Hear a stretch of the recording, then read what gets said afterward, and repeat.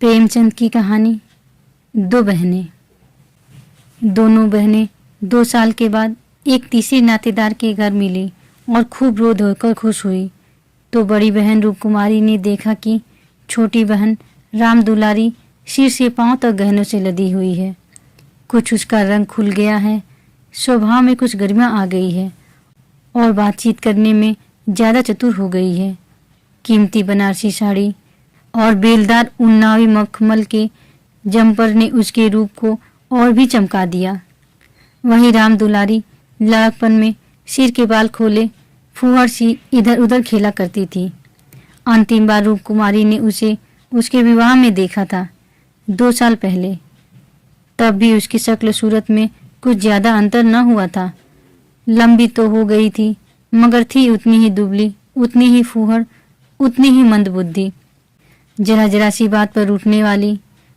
मगर आज तो कुछ हालत ही और थी, जैसे कली खिल गई हो। और यह रूप इसने छिपा कहाँ रखा था? नहीं, आंखों को धोखा हो रहा है। यह रूप नहीं, केवल आंखों को लुभाने की शक्ति है। रेशम और मखमल और सोने के बल पर वह रूपरेखा थोड़े ही बदल जाएगी, फिर भी आंखों में समाई जाती है। 50 स्त्रियां जमा हैं, मगर यह आकर्षण, यह जादू और किसी में नहीं। कहीं आईना मिलता तो वह जरा अपनी सूरत भी देखती। घर से चलते समय उसने आईना देखा था। अपने रूप को चमकाने के लिए जितना शान चढ़ा सकती थी उसे कुछ अधिक ही चढ़ाया था, लेकिन अब वह सूरत जैसे स्मृति से मिट गई है। उसकी धुंधली सी परछाई भर हृदय पट पर है। उसे फिर से देखने के लिए वह बेकरार हो रही है। अब वह तुलनात्मक दृष्टि से देखेगी। राम दुलारी में यह आकर्षण कहाँ से आया, यह रहस्य का पता लगाएगी। यह तो उसके पास मेकअप की सामग्रियों के साथ छोटा सा आईना भी है, लेकिन भीड़ भाड़ में वह आईना देखने या बनाव श्रृंगार की आदी नहीं है। ये औरतें दिल में न जाने क्या समझे, मगर यहाँ कोई आईना तो होगा ही। ड्राइंग रूम में जरूर ही होगा। वह उठकर ड्राइंग रूम में गई और कद्दे आदम शीशे में अपनी सूरत देखी। वहाँ इस वक्त और कोई न था। मर्द बाहर सहन में थे, औरतें गाने बजाने में लगी हुई थी। उसने आलोचनात्मक दृष्टि से एक एक अंगों के एक एक विन्यास को देखा। उसका अंग विन्यास, उसकी मुख छवि निष्कलंक है, मगर वह ताजगी, वह मादकता, वह माधुर्य नहीं है। हाँ, नहीं है। वह अपने को धोखे में नहीं डाल सकती। कारण क्या है? यही कि राम दुलारी आज खिली है, उसे खिले जमाना हो गया। लेकिन इस ख्याल से उसका चित्त शांत नहीं होता। वह राम दुलारी से हेठी बनकर नहीं रह सकती। ये पुरुष भी कितने गावदी होते हैं, किसी में भी सच्चे सौंदर्य की परख नहीं। इन्हें तो जवानी और चंचलता और हाव भाव चाहिए। आंखें रखकर भी अंधे बनते हैं। भला इन बातों का आपसे क्या संबंध? ये तो उम्र के तमाशे हैं। असली रूप तो वह है जो समय की परवाह न करे। उसके कपड़ों में राम दुलारी को खड़ा कर दो, फिर देखो यह सारा जादू कहाँ उड़ जाता है। चुड़ैल सी नजर आए, मगर इन अंधों को कौन समझाए। मगर राम दुलारी के घर वाले तो इतने संपन्न न थे। विवाह में जो जोड़े और गहने आए थे वह तो बहुत ही निराशाजनक थे। खुशहाली का दूसरा कोई सामान भी न था। इसके ससुर एक रियासत के मुख्ताराम थे और दूल्हा कॉलेज में पढ़ता था। इस 2 सालों में कहाँ से यह खून बरस गया, कौन जाने। गहने कहीं से मांग लाई हो, कपड़े भी मांगे हो सकते हैं। कुछ औरतों को अपनी हैसियत से बढ़ाकर दिखाने की लत होती है, तो वह स्वांग राम दुलारी को मुबारक रहे। मैं जैसी हूँ वैसी अच्छी हूँ। प्रदर्शन का यह रोग कितना बढ़ता जाता है। घर में रोटियों का ठिकाना नहीं है। मर्द 25-30 रुपए पर कलम घिस रहा है, लेकिन देवी जी घर से निकलेंगी तो इस तरह बन ढन कर मानो कहीं की राजकुमारी हैं। बिसातियों के और दर्जियों के तकाजे सहेंगी, बजाज के सामने हाथ जोड़ेंगी, शौहर की घुड़कियां खाएंगी, रोएंगी, रूठेंगी, मगर प्रदर्शन के उन्माद को नहीं रोकती। घर वाले भी सोचते होंगे कितनी छिछोरी तबीयत है इसकी, मगर यहाँ तो देवी जी ने बेहयाई पर कमर बांध ली है। कोई कितना ही हंसे बेहया की बला से, उन्हें तो बस यही धुन सवार है कि जिधर से निकल जाए उधर लोग हृदय पर हाथ रखकर रह जाएं। राम दुलारी ने जरूर किसी से गहने और जेवर मांग लिए। बेशर्म जो है। उसके चेहरे पर आत्मसम्मान की लाली दौड़ गई।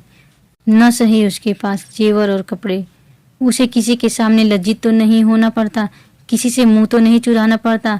1-1 लाख के तो उसके 2 लड़के हैं। भगवान उन्हें चिरायु करे, वह इसी में खुश है। खुद अच्छा पहन लेने और अच्छा खा लेने से जीवन का उद्देश्य नहीं पूरा हो जाता। उसके घर वाले गरीब हैं, पर उनकी इज्जत तो है। किसी का गला तो नहीं दबाते, किसी का सांप तो नहीं लेते।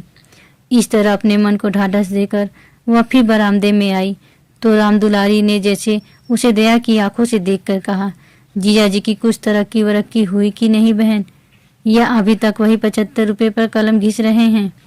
रूप कुमारी की देह में आग सी लग गई। ओफो रे दिमाग, मानो इसका पति लाठी तो है। अकड़ कर बोली, तरक्की क्यों नहीं हुई? अब 100 के ग्रेड में हैं। आजकल यह भी गनीमत है। नहीं अच्छे अच्छे एमए पासों को देखती हूँ कि कोई टके को नहीं पूछता। तेरा शोहर तो अब बीए में होगा। राम दुलारी ने नाक सिकोड़ कर कहा, उन्होंने तो पढ़ना छोड़ दिया बहन, पढ़कर औकात खराब करना था और क्या। एक कंपनी के एजेंट हो गए हैं। अब 250 रुपये माहवार पाते हैं, कमीशन ऊपर से 5 रुपये रोज सफ़र खर्च के भी मिलते हैं। यह समझ लो कि 500 का औसत पड़ जाता है। 150 माहवार तो उनका निज खर्च है बहन। ऊंचे ओहदे के लिए अच्छी हैसियत भी तो चाहिए। 350 बेदाग घर दे देते हैं, उसमें से 100 रुपये मुझे मिलते हैं। 250 में घर का खर्च खुशफैली से चल जाता है। एमए पास करके क्या करते? रूप कुमारी इस कथन को शेख चिल्ली की दास्तान से ज़्यादा महत्व नहीं देना चाहती, मगर राम दुलारी के लहजे में इतनी विश्वासोत्पादकता है कि वह अपनी निम्न चेतना में उससे प्रभावित हो रही है और उसके मुख पर पराजय की खिन्नता साफ झलक रही है। मगर यदि उसे बिल्कुल पागल नहीं हो जाना है तो इस ज्वाला को हृदय से निकाल देना पड़ेगा। जीरा करके अपने मन को विश्वास दिलाना पड़ेगा कि एक काव्य में 1/4 से ज़्यादा सत्य नहीं है। 1/4 तक वह सह सकती है, इससे ज़्यादा उसे न सहा जाएगा। इसके साथ ही उसके दिल में धड़कन भी है कि कहीं यह कथा सत्य निकली तो वह राम दुलारी को कैसे मुंह दिखाएगी। उसे भय है कि कहीं उसकी आंखों से आंसू न निकल पड़े। कहाँ 75 और कहाँ 500, इतनी बड़ी रकम आत्मा की हत्या करके भी क्यों न मिले। रूप कुमारी के लिए असह्य है। आत्मा का मूल्य अधिक से अधिक 100 रुपये हो सकता है, 500 किसी हालत में भी नहीं। उसने परिहास के भाव से पूछा, जब एजेंटी में इतना वेतन और भत्ता मिलता है तो सारे कॉलेज बंद क्यों नहीं हो जाते? हजारों लड़के क्यों अपनी जिंदगी खराब करते हैं? राम दुलारी बहन के खिसियानेपन का आनंद उठाती हुई बोली, बहन तुम यहाँ भूल कर रही हो। एमए तो सभी पास हो सकते हैं, मगर एजेंटी बिरले ही किसी को आती है। यह तो ईश्वर की देन है। कोई जिंदगी भर पढ़ता रहे, मगर यह जरूरी नहीं कि वह अच्छा एजेंट भी हो जाए। रुपए पैदा करना दूसरी बात है, आलिम फाजिल हो जाना दूसरी बात। अपने माल की श्रेष्ठता का विश्वास पैदा कर देना, यह दिल में जमा देना कि इससे सस्ता और टिकाऊ माल बाजार में मिल ही नहीं सकता, आसान काम नहीं है। एक से एक घाघों से उनका सामना पड़ता है। बड़े बड़े राजाओं और रईसों का मत फेरना पड़ता है, तब जाके कहीं माल बिकता है। मामूली आदमी तो राजाओं और नवाबों के सामने ही न जा सके, पहुँच ही न हो, और किसी तरह पहुँच भी जाए तो जबान न खुले। पहले पहले तो इन्हें भी झिझक हुई थी, मगर अब तो इस सागर के मगर हैं। अगले साल तरक्की होने वाली है। रूप कुमारी की धमनियों में रक्त की गति जैसे बंद हुई जा रही है। निर्दयी आकाश गिर क्यों नहीं पड़ता? पाषाण हृदया धरती फट क्यों नहीं जाती? यह कहाँ का न्याय है कि रूप कुमारी जो रूपवती है, तमीजदार है, सुघड़ है, पति पर जान देती है, बच्चों को प्राणों से ज्यादा चाहती है, थोड़े में गृहस्थी को इतने अच्छे ढंग से चलाती है, उसकी तो यह दुर्गति और यह घमंडिन बदतमीज विलासिनी चंचल मुंहपट छोकरी जो अभी तक सिर खोले घुमा करती थी रानी बन जाए। मगर उसे अब भी कुछ आशा बाकी थी, शायद आगे चलकर उसके चित्त की शांति का कोई मार्ग निकल आए। उसी परिहास के स्वर में बोली, तब तो शायद 1000 मिलने लगे। 1000 तो नहीं, पर 600 में संदेह नहीं। कोई आंखों का अंधा मालिक फंस गया होगा। व्यापारी आंखों के अंधे नहीं होते दीदी, उनकी आंखें हमारी तुम्हारी आंखों से कहीं तेज होती हैं। जब तुम उन्हें 6000 कमा कर दो तब कहीं 600 मिले। जो सारी दुनिया को चराए उसे कौन बेवकूफ़ बनाएगा? परिहास से काम न चलते देख रूप कुमारी ने अपमान का अस्त्र निकाला। मैं तो इसे बहुत अच्छा पेशा नहीं समझती। सारे दिन झूठ के तुमार बांधो, यह तो ठग विद्या है। राम दुलारी जोर से हंसी। बहन पर उसने पूरी विजय पाई थी। इस तरह जो जितने वकील बैरिस्टर हैं सब ठग विद्या करते हैं। अपने मुवक्किल के फायदे के लिए उन्हें क्या नहीं करना पड़ता, झूठी शहादतें तक बनानी पड़ती हैं। मगर उन्हीं वकीलों और बैरिस्टरों को हम अपना लीडर कहते हैं, उन्हें अपनी कौमी सभाओं का प्रधान बनाते हैं, उनकी गाड़ियां खींचते हैं, उन पर फूलों और अशर्फियों की वर्षा करते हैं, उनके नाम से सड़कें, प्रतिमाएं और संस्थाएं बनाते हैं। आजकल दुनिया पैसा देखती है। आजकल ही क्यों, हमेशा से धन की यही महिमा रही है। पैसे कैसे आए यह कोई नहीं देखता। जो पैसे वाला है उसी की पूजा होती है। जो अभागे हैं, अयोग्य हैं या भीरू हैं, वे आत्मा और सदाचार की दुहाई देकर अपने आंसू पोंछते हैं। नहीं, आत्मा और सदाचार को कौन पूछता है। रूप कुमारी खामोश हो गई। अब उसे यह सत्य उसकी सारी वेदनाओं के साथ स्वीकार करना पड़ेगा कि राम दुलारी उससे ज्यादा भाग्यवान है। इससे अब त्राण नहीं। परिहास या अनादर से वह अपनी तंगदिली का प्रमाण देने के सिवा और क्या करेगी। उसे किसी बहाने से राम दुलारी के घर जाकर असलियत की छानबीन करनी पड़ेगी। अगर राम दुलारी वास्तव में लक्ष्मी का वरदान पा गई है तो रूप कुमारी अपनी किस्मत ठोक कर बैठ रहेगी। समझ लेगी कि दुनिया में कहीं न्याय नहीं है, कहीं ईमानदारी की पूछ नहीं है। मगर क्या सचमुच उसे इस विचार से संतोष होगा? यहाँ कौन ईमानदार है? वही जिसे बेईमानी करने का अवसर नहीं है और न इतनी बुद्धि या मनोबल है कि वह अवसर पैदा कर ले। उसके पति 75 रुपये पाते हैं, पर क्या 10-20 रुपये और ऊपर से मिल जाए तो वह खुश होकर ले न लेंगे। उनकी ईमानदारी और सत्यवादिता उसी समय तक है जब तक अवसर नहीं मिलता। जिस दिन मौका मिला सारी सत्यवादिता धरी रह जाएगी। और क्या रूप कुमारी में इतना नैतिक बल है कि वह अपने पति को हराम का माल हजम करने से रोक दे? रोकना तो दूर की बात है, वह प्रसन्न होगी, शायद पतिदेव की पीठ ठोकेगी। अभी उनके दफ्तर से आने के समय वह मन मारे बैठी रहती है, तब वह द्वार पर खड़ी होकर उनकी बाट जोहेगी और जो ही वह घर में आएंगे उनकी जेबों की तलाशी लेगी। आंगन में गाना बजाना हो रहा था। राम दुलारी उमंग के साथ गा रही थी और रूप कुमारी कहीं बरामदे में उदास बैठी हुई थी। न जाने क्यों उसके सिर में दर्द होने लगा था। कोई गाए कोई नाचे उससे प्रयोजन नहीं, वह तो अभागिन है, रोने के लिए पैदा की गई है। 9 बजे रात को मेहमान रुखसत होने लगे। रूप कुमारी भी उठी, एक्का मंगवाने जा रही थी कि राम दुलारी ने कहा, एक्का मंगवा कर क्या करोगी बहन, मुझे लेने के लिए कार आती होगी। चलो 2-4 दिन मेरे यहाँ रहो, फिर चली जाना। मैं जीजा जी को कहला भेजूंगी, तुम्हारा इंतजार न करे। रूप कुमारी का यह अंतिम अस्त्र भी बेकार हो गया। राम दुलारी के घर जाकर हालचाल की टोल लेने की इच्छा गायब हो गई। अब वो अपने घर जाएगी और मुंह ढांपकर पड़ी रहेगी। इन फटे हालों में क्यों किसी के घर जाए। बोली, नहीं अभी तो मुझे फुर्सत नहीं है, बच्चे घबरा रहे होंगे, फिर कभी आऊंगी। क्या रात भर भी न ठहरोगी? नहीं। अच्छा बताओ कब आओगी, मैं सवारी भेज दूंगी। मैं खुद कहला भेजूंगी। तुम्हें याद न रहेगी, साल भर हो गया, भूल कर भी याद न किया। मैं इसी इंतजार में थी कि दीदी बुलावे तो चलूं।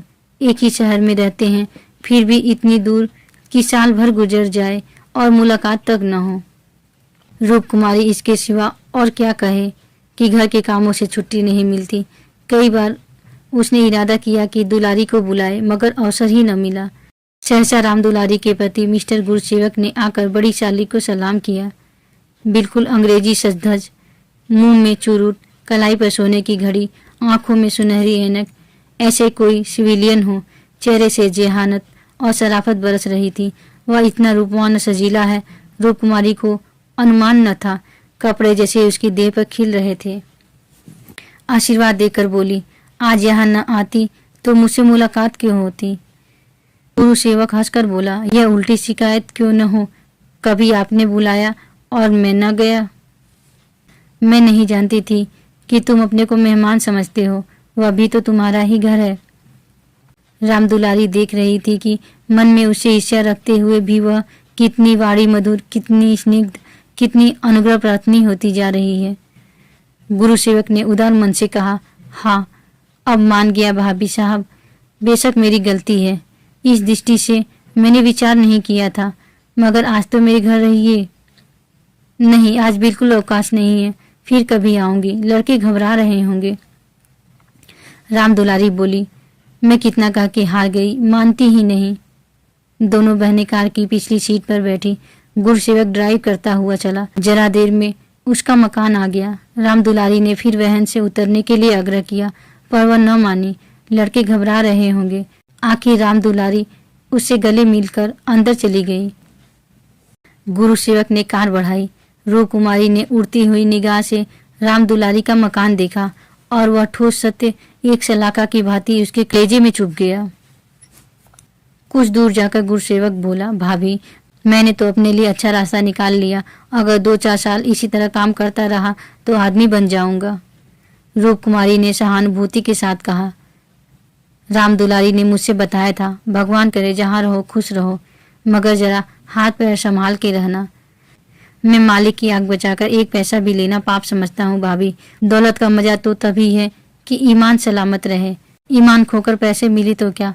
मैं ऐसी दौलत को त्याज्य समझता हूँ और आग किसकी बचाऊं। सब सियाह सफेद तो मेरे हाथ में है। मालिक तो रहा नहीं, केवल उसकी बेवा है। उसने सब कुछ मेरे हाथ में छोड़ रखा है। मैंने उसका कारोबार संभाल न लिया होता तो सब कुछ चौपट हो जाता। मेरे सामने तो मालिक सिर्फ 3 महीने जिंदा रहे, मगर आदमी को परखना खूब जानते थे। मुझे 100 रुपये पर रखा और 1 महीने में 200 रुपये कर दिया। आप लोगों की दुआ से पहले ही महीने में मैंने 12,000 का काम किया। क्या काम करना पड़ता है? रूप कुमारी ने बिना किसी उद्देश्य के पूछा। वही मशीनों की एजेंटी, तरह तरह की मशीनें मंगाना और बेचना, ठंडा जवाब था। रूप कुमारी का मनहूस घर आ गया। द्वार पर एक लालटेन टिमटिमा रही थी। उसके पति उमानाथ द्वार पर टहल रहे थे, मगर रूप कुमारी ने गुरुसेवक से उतरने के लिए आग्रह नहीं किया। एक बार शिष्टाचार के नाते कहा जरूर, पर जोर नहीं दिया, और उमानाथ तो गुरुसेवक से मुखातिब भी न हुए। रूप कुमारी को वह घर अब कब्रिस्तान सा लग रहा था, जैसे फूटा हुआ भाग्य हो। न कहीं फर्श, न फर्नीचर, न गमले। 2-4 टूटी टाटी तिपाहियाँ, एक लंगड़ी मेज, 4-5 पुरानी पुरानी खाटें। यही उस घर की बिसात थी। आज सुबह तक रूप कुमारी इसी घर में खुश थी, लेकिन अब यह घर उसे काटे खा रहा है। लड़के अम्मा अम्मा करके दौड़े, मगर उसने दोनों को झिड़क दिया। उसके सिर में दर्द है, वह किसी से न बोलेगी, कोई उसे न छेड़े। अभी घर में खाना नहीं पका, पकाता कौन? लड़कों ने तो दूध पी लिया है, किंतु उमानाथ ने कुछ नहीं खाया। इसी इंतजार में थे कि रूप कुमारी आए तो पकाए, पर रूप कुमारी के सिर में दर्द है, मजबूर होकर बाजार से पूरियां लानी पड़ेंगी। रूप कुमारी ने तिरस्कार के स्वर में कहा, तुम अब तक मेरा इंतजार क्यों करते रहे? मैंने तो खाना पकाने की नौकरी नहीं लिखाई है, और जो रात को वहीं रह जाती। आखिर तुम कोई महाराजिन क्यों नहीं रख लेते? क्या जिंदगी भर मुझी को पीसते रहोगे? उमानाथ ने उसकी तरफ आहत विस्मय की आंखों से देखा। उसके बिगड़ने का कोई कारण उसकी समझ में न आया। रूप कुमारी से उन्होंने हमेशा निरापद सहयोग पाया है। निरापद ही नहीं, सहानुभूतिपूर्ण भी। उन्होंने कई बार उससे महाराजिन रख लेने का प्रस्ताव खुद किया था, पर उसने बराबर यही जवाब दिया कि आखिर में बैठे बैठे क्या करूंगी? 4-5 रुपए का खर्च बढ़ाने से क्या फायदा? यह पैसे तो बच्चों के मक्खन में खर्च होते हैं। और आज वह इतनी निर्ममता से उलाहना दे रही है जैसे गुस्से में भरी हो। अपनी सफाई देते हुए बोले, महाराजिन रखने के लिए तो मैंने खुद तुमसे कई बार कहा, तो लाकर रख क्यों न दिया? मैं उसे निकाल देती तो कहते, हाँ यह गलती हुई। तुमने कभी सच्चे दिल से नहीं कहा। रूप कुमारी ने और भी प्रचंड होकर कहा, तुमने केवल मेरा मन लेने के लिए कहा। मैं ऐसी भूली नहीं हूँ कि तुम्हारे मन का रहस्य न समझूं। तुम्हारे दिल में कभी मेरे आराम का विचार आया ही नहीं। तुम तो खुश थे कि अच्छी लौंडी मिल गई है, एक रोटी खाती है और चुपचाप पड़ी रहती है, महज खाने और कपड़े पर, यह भी जब घर की जरूरतों से बचे। 75 रुपया लाकर मेरे हाथ पर रख देते हो, और सारी दुनिया का खर्च मेरा दिल ही जानता है। मुझे कितनी कतर व्योंत करनी पड़ती है, क्या पहनूं और क्या ओढ़ूं। तुम्हारे साथ जिंदगी खराब हो गई। संसार में ऐसे मर्द भी हैं जो स्त्री के लिए आसमान के तारे तोड़ लाते हैं। गुरु सेवक ही को देखो, दूर क्यों जाओ? तुमसे कम पढ़ा है, उम्र में तुमसे कहीं कम है, मगर 500 का महीना लाता है, और राम दुलारी रानी बनी बैठी रहती है। तुम्हारे लिए यही 75 रुपये बहुत हैं। तुम नाहक मर्द हुए, तुम्हें तो औरत होना चाहिए था। औरतों के दिल में कैसे कैसे अरमान होते हैं, मगर मैं तो तुम्हारे लिए घर की मुर्गी का बासी साग हूँ। तुम्हें तो कोई तकलीफ होती नहीं। तुम्हें तो कपड़े भी अच्छे चाहिए, खाना भी अच्छा चाहिए, क्योंकि पुरुष हो, बाहर से कमा कर लाते हो। मैं चाहे जैसे रहूं तुम्हारी बला से। वंगबाड़ों का यह सिलसिला कई मिनट तक जारी रहा और उमानाथ चुपचाप सुनते रहे। अपनी जान में उन्होंने रूप कुमारी को शिकायत का कभी मौका नहीं दिया। उनका वेतन कम है, यह सत्य है, पर यह उनके बस की बात तो नहीं। वह दिल लगाकर अपना काम करते हैं, अफसरों को खुश रखने की सदैव चेष्टा करते हैं। इसी साल बड़े बाबू के छोटे सुपुत्र को 6 महीने तक बिना नागा पढ़ाया, इसीलिए तो कि वह प्रसन्न रहे। अब वह और क्या करे। रूप कुमारी की खपकी का रहस्य वह समझ गए। अगर गुरु सेवक वास्तव में 500 रुपये लाता है तो बेशक वह भाग्य का बली है, लेकिन दूसरों की ऊंची पेशानी देखकर अपना माथा तो नहीं फोड़ा जाता। किसी संयोग से उसे यह अवसर मिल गया, मगर हर एक को तो ऐसे अवसर नहीं मिलते। वह इसका पता लगाएंगे कि सचमुच उसे 500 ही मिलते हैं या महज ढींग है। और मान लिया कि 500 मिलते हैं, तो क्या इसे रूप कुमारी को यह हक है कि वह उनको ताने दे और उन्हें जलीकटी सुनाए? अगर इसी तरह वह भी रूप कुमारी से ज्यादा रूपवती और सुशीला रमणी को देखकर रूप कुमारी को कोसना शुरू करे तो कैसा हो? रूप कुमारी सुंदरी है, मृदुभाषिणी है, त्यागमयी है, लेकिन उससे बढ़कर सुंदरी, मृदुभाषिणी, त्यागमयी देवियों से दुनिया खाली नहीं है। तो क्या इस कारण वह रूप कुमारी का अनादर करे? एक समय था जब उनकी नजरों में रूप कुमारी से ज्यादा रूपवती रमणी संसार में न थी, लेकिन वह उन्माद कब का शांत हो गया। भावुकता के संसार से वास्तविक जीवन में आए उन्हें एक युग बीत गया। अब तो विवाहित जीवन का उन्हें काफी अनुभव हो गया है। एक को दूसरे के गुण दोष मालूम हो सकते हैं। अब तो संतोषी में उनका जीवन सुखी रह सकता है, मगर रूप कुमारी समझदार होकर भी इतनी मोटी सी बात नहीं समझती। फिर भी उन्हें रूप कुमारी से सहानुभूति ही हुई। वह उदार प्रकृति के आदमी थे और कल्पनाशील भी। उसकी कटु बातों का कुछ जवाब न दिया, शरबत की तरह पी गए। अपनी बहन के ठाठ देखकर एक क्षण के लिए रूप कुमारी के मन में ऐसे निराशाजनक, अन्यायपूर्ण, दुखद भाव का उठना बिल्कुल स्वाभाविक है। रूप कुमारी कोई सन्यासिनी नहीं, विरागिनी नहीं कि हर एक दशा में अविचलित रहे। इस तरह अपने मन को समझाकर उमानाथ ने गुरु सेवक के विषय में तहकीकात करने का संकल्प किया। 1 सप्ताह तक रूप कुमारी मानसिक अशांति की दशा में रही। बात बात पर झुंझलाती, लड़कों को डांटती, पति को कोसती, अपने नसीबों को रोती। घर का काम तो करना ही पड़ता है, लेकिन अब इस काम में उसे आनंद न आता था। बेगार सी टालती थी। घर की जिन पुरानी दुरानी चीजों से उसका आत्मीय संबंध सा हो गया था, जिनकी सफाई और सजावट में वह व्यस्त रहा करती थी, उनकी तरफ अब आंख उठाकर भी न देखती। घर में एक ही खिदमतगार था। उसने जब देखा बहूजी घर की तरफ से खुद ही लापरवाह हैं, तो उसे क्या गरज थी कि सफाई करता। जो चीज जहाँ पड़ी है वहीं पड़ी रहे, कौन उठाकर ठिकाने से रखे। बच्चे माँ से बोलते डरते थे और उमानाथ तो उसके साय से भागते थे। जो कुछ सामने थाली में आ जाता उसे पेट में डाल लेते और दफ्तर चले जाते। दफ्तर से लौटकर दोनों बच्चों को साथ ले लेते और कहीं घूमने निकल जाते। रूप कुमारी से कुछ कहना बारूद में दिया सलाई लगाना था। हाँ, उनकी यह तहकीकात जारी थी। एक दिन उमानाथ दफ्तर से लौटे तो उनके साथ गुरु सेवक भी थे। रूप कुमारी ने आज कई दिनों के बाद परिस्थिति से सहयोग कर लिया था और इस वक्त झाड़न के लिए कुर्सियां और तिपाहियां साफ कर रही थी कि गुरु सेवक ने अंदर आकर सलाम किया। रूप कुमारी दिल में कट गई। उमानाथ पर ऐसा क्रोध आया कि उसका मुंह नोच ले। इन्हें लाकर यहाँ क्यों खड़ा कर दिया? न कहना न सुनना, बस बुला लाए। उसे इस दशा में देखकर गुरु सेवक दिल में क्या कहता होगा, मगर इन्हें अकल आई ही कब थी। अपना पर्दा ढाकती फिरती है और आप उसे खोलते फिरते हैं। जरा भी लज्जा नहीं, जैसे बेहयाई का बाना पहन लिया है। बरबस उसका अपमान करते हैं। ना जाने उसने उनका क्या बिगाड़ा है। आशीर्वाद देकर कुशल समाचार पूछा और कुर्सी रख दी। गुरु सेवक ने बैठते हुए कहा, आज भाई साहब ने मेरी दावत की है। मैं उनकी दावत पर तो ना आता, लेकिन जब उन्होंने कहा तुम्हारी भाभी का कड़ा तकाजा है, तब मुझे समय निकालना पड़ा था। रूप कुमारी ने बात बनाई। घर का कहला छिपाना पड़ा। तुमसे उस दिन कुछ बातचीत न हो पाई, जी लगा हुआ था। गुरु सेवक ने कमरे के चारों तरफ नजर दौड़ाकर कहा, इस पिंजरे में तो आप लोगों को बड़ी तकलीफ होती होगी।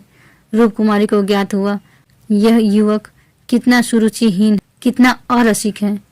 दूसरों के मनोभाव का आदर करना जैसे जानता ही नहीं। इसे इतनी सी बात भी नहीं मालूम कि दुनिया में सभी भाग्यशाली नहीं होते। लाखों में एक ही कहीं भाग्यवान निकलता है, और उसे भाग्यवान ही क्यों कहा जाए। जहाँ बहुतों को दाना न मैसर हो, वहाँ थोड़े से आदमियों के भोग विलास में कौन सा सौभाग्य। जहाँ बहुत से आदमी भूखों मर रहे हों, वहाँ 2-4 आदमी मोहन भोग उड़ाए तो यह उनकी बेहयाई और हृदयहीनता है, सौभाग्य कभी नहीं। कुछ चिढ़कर बोली, पिंजड़े में कटघरे में रहने से अच्छा है। पिंजड़े में निरीह पक्षी रहते हैं, कटघरा तो घातक जंतुओं का ही निवास स्थान है। गुरु सेवक शायद यह संकेत न समझ सका।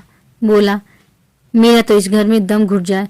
मैं आपके लिए अपने घर के पास ही एक मकान ठीक करा दूंगा, खूब लंबा चौड़ा। आपसे कुछ किराया न लिया जाएगा। मकान हमारी मालकिन का है। मैं भी उसी के एक मकान में रहता हूँ। सैकड़ों मकान है उसके पास, सैकड़ों। सब मेरे अख्तियार में हैं। जिसे जो मकान चाहे दे दूँ, मेरे अख्तियार में है। किराया लूँ या न लूँ, मैं आपके लिए सबसे अच्छा मकान ठीक कराऊंगा। मैं आपका बहुत अदब करता हूँ। रूप कुमारी समझ गई महाशय इस वक्त नशे में हैं, अभी यूँ बहक रहे हैं। अब उसने गौर से देखा तो उनकी आंखें सिकुड़ गई थी, गाल कुछ फूल गए थे, जबान भी लड़खड़ाने लगी थी। एक जवान खूबसूरत शरीफ चेहरा कुछ ऐसा सेखीबाज और निर्लज हो गया कि उसे देख के घृणा होती थी। उसने एक क्षण बाद फिर बहकना शुरू किया। मैं आपका बहुत अदब करता हूँ। जी हाँ, आप मेरी बड़ी भाभी हैं। आपके लिए मेरी जान हाजिर है। आपके लिए एक मकान नहीं 100 मकान तैयार हैं। मैं मिसेज लोहिया का मुख्तार हूँ। सब कुछ मेरे हाथ में है, सब कुछ। मैं जो कुछ कहता हूँ वह आंखें बंद करके मंजूर कर लेती हैं। मुझे अपना बेटा समझती हैं। मैं उसकी सारी जायदाद का मालिक हूँ। मिस्टर लोहिया ने मुझे 20 रुपये पर रखा। 20 रुपये पर। वह बड़ा मालदार था, मगर किसी को नहीं मालूम उसकी दौलत कहाँ से आती थी। किसी को नहीं मालूम, मेरे सिवा कोई नहीं जानता। वह खुफिया फरोश था, किसी से कहना नहीं। वह चोरी से कोकीन बेचता था। लाखों की आमदनी थी उसकी। अब वही व्यापार मैं करता हूँ। हर शहर में हमारे खुफिया एजेंट हैं। मिस्टर लोहिया ने मुझे इस फन में उस्ताद बना दिया। जी हाँ, मजाल नहीं कि मुझे कोई गिरफ्तार कर ले। बड़े बड़े अफसरों से मेरा याराना है। उनके मुंह में नोटों के पुलिंदे ठूस ठूस कर उनकी आवाज़ बंद कर देता हूँ। कोई चू नहीं कर सकता। दिन दहाड़े बेचता हूँ, हिसाब में लिखता हूँ 1000 रिश्वत दी, देता हूँ 500, बाकी यारों का है। बेदरेक रुपए आते हैं और बेदरेक खर्च करता हूँ। बुढ़िया को तो राम नाम से मतलब है। 70 चूहे खा के अब हज करने चली है। कोई मेरा हाथ पकड़ने वाला नहीं, कोई बोलने वाला नहीं। जेब से नोटों का एक बंडल निकाल कर, यह आपके चरणों की भेंट है। मुझे दुआ दीजिए कि इसी शान से जिंदगी कट जाए। जो आत्मा और सदाचार के उपासक हैं, उन्हें कुपेर लाते मारता है। लक्ष्मी उनको पकड़ती है जो उसके लिए अपना दीन और ईमान सब कुछ छोड़ने को तैयार है। मुझे बुरा ना कहिए, मैं कौन मालदार हूँ। जितने धनी हैं वे सब के सब लुटेरे हैं, पक्के लुटेरे डाकू। कल मेरे पास रुपए हो जाए और मैं एक धर्मशाला बनवा दूँ, फिर देखिए मेरी कितनी वाहवाह होती है। कौन पूछता है मुझे दौलत कहाँ से मिली। जिस महात्मा को कहिए बुलाकर उससे प्रशंसा करवा लूँ। मिस्टर लोहिया को महात्माओं ने धर्मभूषण की उपाधि दी थी, इन स्वार्थी पेट के बंदरों ने। उस बुड्ढे को, जिससे बड़ा कुकर्मी संसार में न होगा। यहाँ तो लूट है। एक वकील आध घंटा बहस करके 500 मार लेता है। एक डॉक्टर जरा सा नस्तर लगाकर 1000 सीधा कर लेता है। एक जुआरी स्पेकुलेशन में एक दिन में लाखों का वारा न्यारा करता है। अगर उनकी आमदनी जायज़ है तो मेरी आमदनी भी जायज़ है। जी हाँ, जायज़ है। मेरी निगाह में बड़े से बड़े मालदार की भी कोई इज्जत नहीं। मैं जानता हूँ वह कितना बड़ा हथकंडेबाज है। यहाँ जो आदमी आंखों में धूल झोंक सके वही सफल है। गरीबों को लूटकर मालदार हो जाना समाज की पुरानी परिपाटी है। मैं भी वही करता हूँ जो दूसरे करते हैं। जीवन का उद्देश्य है ऐसा करना। खूब लूटूंगा, खूब ऐश करूँगा और बुढ़ापे में खूब खैरात करूँगा और एक दिन लीडर बन जाऊँगा। कहिए गिना दूँ यहाँ कितने लोग जुआ खेल खाल कर करोड़पति हो गए, कितनी औरतों का बाजार लगाकर करोड़पति हो गए। सहसा उमानाथ ने आकर कहा, मिस्टर गुरुसेवक क्या कर रहे हो? चलो चाय पी लो, ठंडी हो रही है। गुरुसेवक ऐसा हड़बड़ा उठा मानो अपने सचेत रहने का प्रमाण देना चाहता हो, मगर पांव लड़खड़ाए और जमीन पर गिर पड़ा। फिर संभल कर उठा और झूमता झूमता ठोकरे खाता बाहर चला गया। रूप कुमारी ने आज़ादी की सांस ली। यहाँ बैठे बैठे उसे हौल दिल सा हो रहा था। कमरे की हवा जैसे कुछ भारी हो गई थी। जो प्रेरणाएं कई दिन से अच्छे अच्छे मनोहर रूप भरकर उसके मन में आ रही थी, आज उसे उनका असली विभत्स घिनौना रूप नजर आया। जिस त्याग, सादगी और साधुता के वातावरण में अब तक उसकी जिंदगी गुजरी थी, उसमें इस तरह के दांव पेच, छल कपट और पतित स्वार्थ का घुसना बिल्कुल ऐसा ही था जैसे किसी बाग में सांडों का एक झुंड घुसा है। इन दामों वह दुनिया की सारी दौलत और सारा ऐश खरीदने को भी तैयार न हो सकती थी। नहीं, अब राम दुलारी के भाग्य से अपने भाग्य का बदला न करेगी। वह अपने हाल में खुश है। राम दुलारी पर उसे दया आई, जो मोह विलास की धुन और अमीर कहलाने के मोह में अपनी आत्मा का सर्वनाश कर रही है। मगर वह बेचारी भी क्या करे, और गुरु सेवक का भी क्या दोष है। जिस समाज में दौलत पूजती है, वह मनुष्य का मोल उसके बैंक अकाउंट और टीम टाम से आका जाता है। जहाँ पग पग पर प्रलोभनों का जाल बिछा हुआ है और समाज की कुव्यवस्था आदमी में ईर्ष्या, द्वेष, अपहरण और निष्ठा के भाव को उकसाती और उभारती रहती है, गुरुसेवक और राम दुलारी उस जाल में फंस जाए, उस प्रवाह में बह जाए तो कोई अचरज नहीं। उसी वक्त उमानाथ ने आकर कहा, गुरुसेवक यहाँ बैठा बैठा क्या बहक रहा था। मैंने तो उसे विदा कर दिया। जी डरता था कहीं पुलिस उसके पीछे न लगी हो, नहीं तो मैं भी गेहूं के साथ घुन की तरह पीस जाऊं।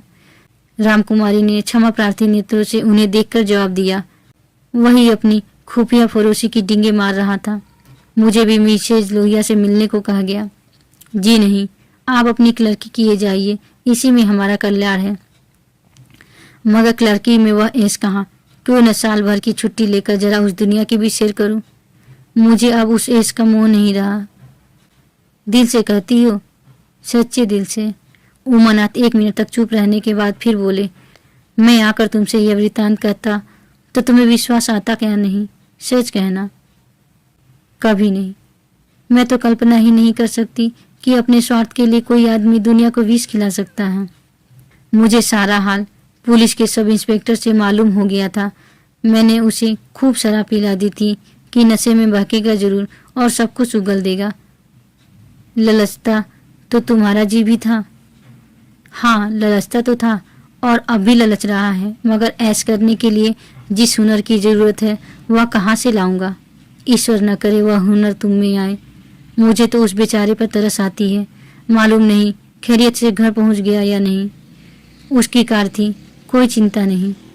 रूप कुमारी एक क्षण जमीन की तरफ ताकती रही, फिर बोली, तुम मुझे दुलारी के घर पहुंचा दो। अभी शायद मैं उसकी कुछ मदद कर सकूं। जिस बाग की वह सैर कर रही है उसके चारों ओर निशाचर घात लगाए बैठे हैं। शायद मैं उसे बचा सकूं। उमानाथ ने देखा, उसकी छवि कितनी दया पुलकित हो उठी है। धन्यवाद।